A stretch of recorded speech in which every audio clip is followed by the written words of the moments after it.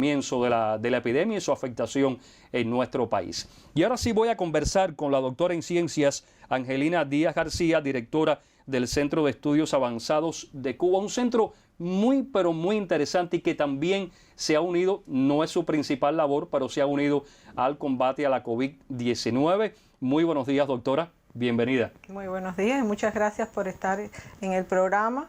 Quisiera, antes de comenzar, enviar una felicitación a todos los campesinos cubanos que estamos haciendo esta intervención en su día y que además están haciendo un apoyo muy importante a la producción de alimentos, algo que en estos tiempos de la COVID-19 para Cuba es vital. Así que muchas felicidades en su día. Como no, me uno entonces a su felicitación que ya hacíamos desde muy temprano en la mañana. Y quiero conocer un poquito acerca de este Centro de Estudios Avanzados de Cuba. ¿Por qué? ¿Qué funciones realiza? ¿Qué objetivos tiene? Sí, el centro nuestro es una idea de nuestro comandante en jefe, que cuando surge la posibilidad de trabajar a la nanoescala, esto es a las 1000 millonésimas de metro, pues bueno, previó que Cuba tenía que incorporarse a esa tarea y dentro de ello tener instalaciones que permitieran trabajar a esa escala. Es este centro que vemos aquí en pantalla. Sí. Es una institución que realmente tiene una arquitectura muy bonita. Muy peculiar, sí. Sí, muy peculiar, muy parecida a centros de este tipo en el mundo. Este centro es una institución abierta, multidisciplinaria, y su principal función es servir de apoyo científico-tecnológico para la introducción de la nanociencia y las nanotecnologías en todas las esferas de la economía. De hecho, existe un programa nacional de nanociencia y nanotecnología. Pertenecemos al CIDMA, al Ministerio de Ciencia, Tecnología y Medio Ambiente, que es uno de los programas nacionales que lleva este ministerio, que permite la introducción de esta tecnología, y tenemos unos sectores priorizados que son los sectores priorizados para la transformación económica productiva del país, que están en los documentos aprobados por el 7º Congreso y avalados por la Asamblea Nacional. Estos sectores son precisamente la biomedicina, la agricultura, la energía, el agua y el medio ambiente y las construcciones. Trabajamos en un espectro muy amplio en estrecha colaboración con todas las instituciones nacionales que trabajan estas temáticas, que son su principal temática de investigación, desarrollo y producción. O sea que para nada estamos hablando de un centro que está lejano también a las investigaciones, incluso desde dentro del campo de la medicina. Y conversábamos antes de entrar al aire y me decía la doctora, bueno, en varias oportunidades se repite de que estamos luchando contra algo que no se ve. Sí, pero en su centro sí se ve, porque hay potentes equipos y hay investigaciones que necesitan justamente ver el virus para entonces, digamos, proceder.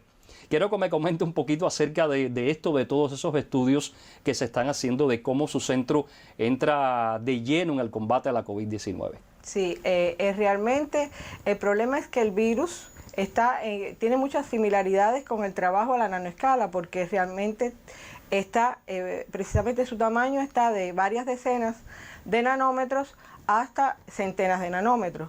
Y entonces es invisible a los humanos, claramente. Claro. Pero con estos equipos que permiten trabajar en esa escala, se puede de alguna manera reconocer, e incluso se parece mucho porque los productos que hacemos en la nanotecnología, en esa escala, incluso por poner un ejemplo, los medicamentos de liberación controlada tienen un mecanismo de entrada al organismo humano, el virus tiene un mecanismo de entrada, tienen una forma de liberar el contenido, que en este caso del virus es el contenido realmente es para dañar al organismo humano, pero así se hacen los medicamentos de liberación controlada. O sea, nosotros tenemos un microbiólogo, un doctor en ciencias muy joven en el centro, que ha sido capacitado en el IPK y siempre nos dice que los virus, es además especialista en virología, que los virus es algo así como una nanopartícula funcionalizada, pero para hacer daño al organismo. Entonces tiene muchas similitudes en ese caso. Vemos aquí fotografías, doctora, y forman parte de las investigaciones o las observaciones que ustedes están haciendo como base para futuras investigaciones y desarrollo de los estudios. ¿Es así? Sí, para trabajar a esa escala es necesario tener equipos que puedan de alguna manera permitir los estudios a esa escala. En esa línea tenemos los microscopios, tenemos unos microscopios muy potentes, tenemos microscopio electrónico de barrido, microscopio de fuerza atómica, microscopía confocal, o sea, son diferentes técnicas que permiten visualizar a esa escala las diferentes estructuras que uno quiera mirar, además de otros equipos de este tipo también. Nosotros desde mucho tiempo antes hemos estado apoyando a instituciones del Ministerio de Salud Pública. En este caso tenemos una estrecha colaboración con el Instituto de Medicina Tropical, el IPK, que además de eso nos queda muy cerca, estamos geográficamente muy cerca en algunos proyectos de investigación que ellos, además de hacer diagnóstico, trabajan muy fuertemente la investigación en todos estos tipos de virus y otras esferas. Y realmente con ellos nos dimos a la tarea de comenzar a evaluar con técnicas de imágenes algunas de las estructuras de los virus. Y esta primera imagen que se mostró, para que el pueblo un poco pueda quizás visualizar mejor. Si pudiéramos ver una vez más la fotografía, aquí sí, la tenemos ya, doctora. Es una imagen que hicimos de conjunto en muestras clínicas de pacientes que se ve, o sea, estamos valorando la primera imagen, la imagen A, lo que se ve es la superficie del interior de las células, que son producto de los exudados nasofaringeos. La primera no tiene virus, o sea, se ve claramente que no tiene ninguna estructura sobre ella. Sin embargo, las otras dos imágenes sí vemos la presencia del virus, que está marcado en color rojo en este caso. Bueno, vamos a hacer una pausa en nuestro diálogo y continuamos entonces con conociendo mucho más al Centro de Estudios Avanzados de Cuba, un centro muy interesante y que es vital también, digamos, importante en su contribución a la lucha contra la COVID-19. Conocemos desde Cienfuegos que allí marcha satisfactoriamente el estudio de prevalencia de infección por SARS-CoV-2 en población asintomática. En el muestreo probabilístico a nivel nacional fueron escogidos 4 municipios de la provincia donde se realizan exámenes clínicos y encuestas epidemiológicas a 189 pacientes cienfuegueros. Así nos cuentan nuestros reporteros. Desde el pasado martes se inició en Cienfuegos el estudio de prevalencia de infección por SARS-CoV-2 en un grupo de familias que fueron escogidas al azar a nivel de nación. Se eligieron los municipios de Lajas, Cruces, Cienfuegos y Aguada. Dentro de esos municipios se eligieron un total de 14 consultorios de manera general en la provincia y un total de 70 familias que van a ser estudiadas, y dentro de ellos tenemos un total de 189 pacientes. Adoptando todas las medidas de bioseguridad, un reducido grupo multidisciplinario del sector de salud en Cienfuegos visita las casas de las familias escogidas para saber si están dispuestas a colaborar en el estudio. Si la respuesta es afirmativa, se comienza a realizar la investigación, que contempla 4 etapas. Un primer momento donde vamos a tomar muestras con PCR en tiempo real, con un exudado nasofaringeo.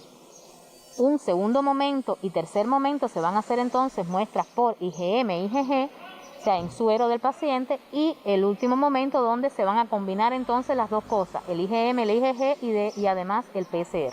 ¿De las mismas familias? De las mismas familias, o sea, se van a seguir en el tiempo, un estudio prospectivo en el tiempo hacia adelante en 4 momentos, cada 21 días vamos a estudiar a estas personas.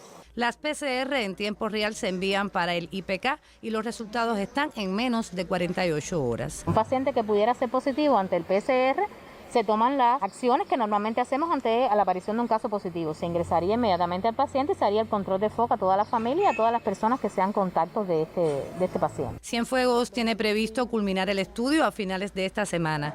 Las familias escogidas han estado dispuestas a colaborar con la investigación y hasta ahora todo marcha según lo planificado. Desde Cienfuegos, Damaris Leiva Feijó, Sistema Informativo de la Televisión Cubana. Yo quiero regresar en esta conversación interesante con la doctora en ciencias Angelina Díaz García, directora del Centro de Estudios Avanzados de Cuba, porque veíamos imágenes muy interesantes, y es que son las primeras imágenes en alta resolución que se han tenido en nuestro país, y los ha realizado este centro. Veíamos, vamos a volver con las imágenes, doctora, y quiero que me explique una vez más. O sea, la primera imagen usted decía que revelaba que el paciente no tenía el virus, o sea, no tenía esa coloración roja, digamos, para decirlo así, un poco naranja, no sé cuál es el color exacto con el cual ustedes pueden definir según los reactivos que utilizan, ¿no? Dígame usted. No, en realidad las imágenes son con matices de grises. Eso ya es un coloreado posterior para resaltar el virus. Pero tenemos otras imágenes del virus ya con más resolución. A ver, para mostrar realmente cómo se ven independientemente las imágenes sin el virus, que las tenemos aquí, podemos mostrarlas en pantalla, y las imágenes con más resolución, o sea, un poco la abertura del microscopio. Aquí lo tenemos, ahí no hay virus, o sea, es una imagen de esa misma superficie de un paciente negativo.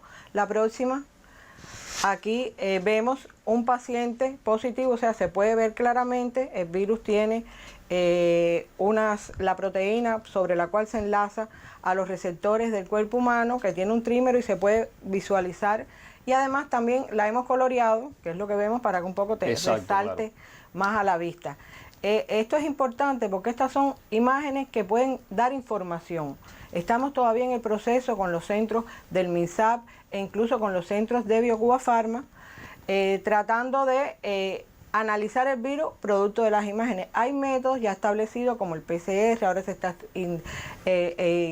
utilizando el SUMA, y eso es producto de que yo estoy convencida de que ningún trabajador de la ciencia, como hemos visto incluso en los programas anteriores, ha estado ajeno desde que surgió la pandemia de poner tanto su intelecto, sus conocimientos, como los recursos que posee en su institución en función de combatir esta pandemia.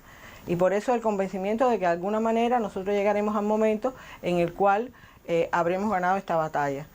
También tenemos otras imágenes, que esas son recientes del día de ayer, que ya es otra técnica, que es la microscopía confocal, que es una microscopía que no es electrónica como la anterior, es óptica, pero sí permite ver la interacción con el virus de otros productos. En este caso se ve una célula, el núcleo está marcado en rojo, la membrana está marcada en verde, a ella se le aplicó un suero hiperinmune que tiene los anticuerpos para el virus y se aplicó una sustancia fluorescente que reconoce esos anticuerpos, y lo que está marcado en verde es la interacción con ellos, o sea que se puede ver cómo interacciona con el virus. Esto es muy importante porque puede servir también para evaluar cómo los productos que está desarrollando la biotecnología cubana, los centros de investigación, de alguna manera se pueden evaluar en el virus, cómo se absorben, cómo se distribuyen. Es unos trabajos que también hemos estado desarrollando con otros productos de la biotecnología cubana, con el Centro de Ingeniería Genética y Biotecnología.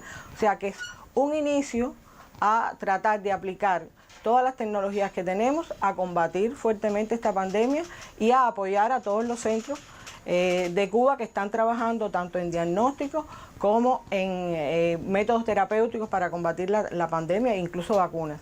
Y además de eso, quizás se podría valorar el seguimiento de algunos pacientes que han tenido en presencia del virus, le ha dado el PCR positivo, PCR negativo, valorarlo, empezar a valorarlo, quizás nos daría una oportunidad más de poder visualizar qué está sucediendo.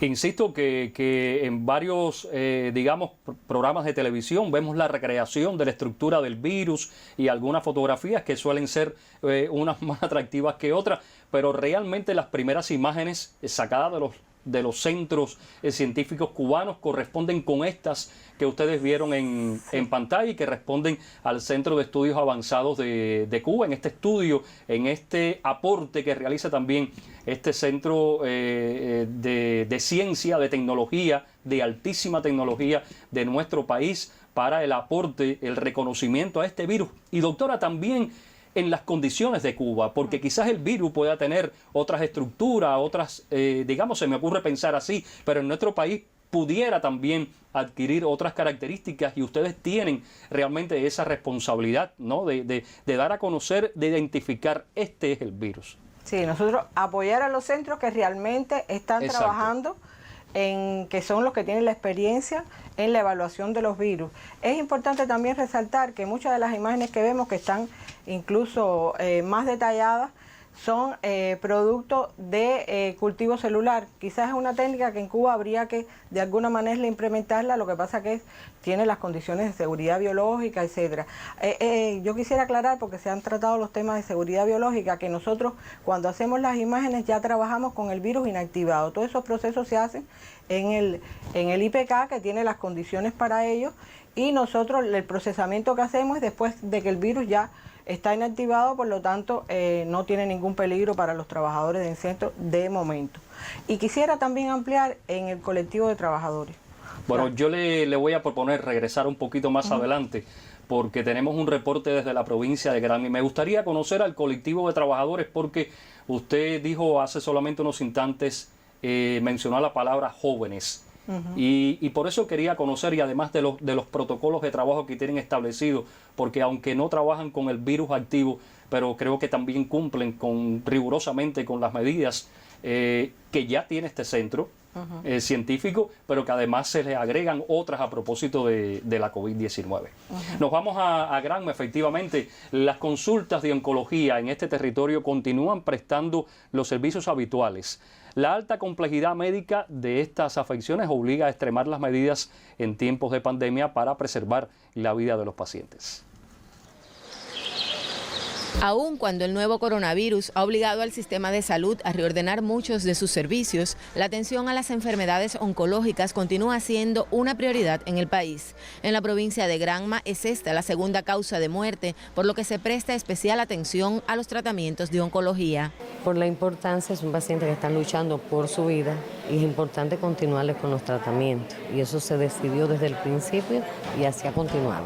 A pesar de que tener una patología que son tan sensibles, pacientes siempre estrechamos una relación médico, paciente, enfermera, familiar, todo el mundo aquí y somos una gran familia. Los pacientes con enfermedades oncológicas tienen más probabilidades de que al contraer el coronavirus la enfermedad curse más agresivamente, por lo que aquí se extreman las medidas de protección. Se les hace pesquisa diariamente, tanto a trabajadores como pacientes y acompañantes. Desde las consultas de Bayamo y Manzanillo se contribuye a los ensayos clínicos del país. Aquí nosotros contamos con pacientes con cáncer de pulmón, que le estamos poniendo la vacuna GF, tenemos pacientes con cáncer de páncreas, que contamos con el anticuerpo monoclonal, tenemos pacientes con cáncer de ovario y todo esto se mantiene todos los días el servicio trabajando aquí en la institución.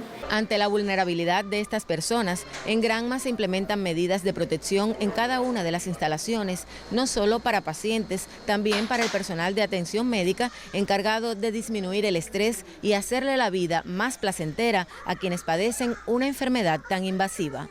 Desde Granma, Lisette Márquez, Sistema Informativo de la Televisión Cubana. El Centro de Estudios Avanzados de Cuba colabora también y aporta a este combate contra la COVID-19, asociado a otros centros especializados y que tienen directamente que ver en este combate, pero también con un colectivo de, digamos, científicos jóvenes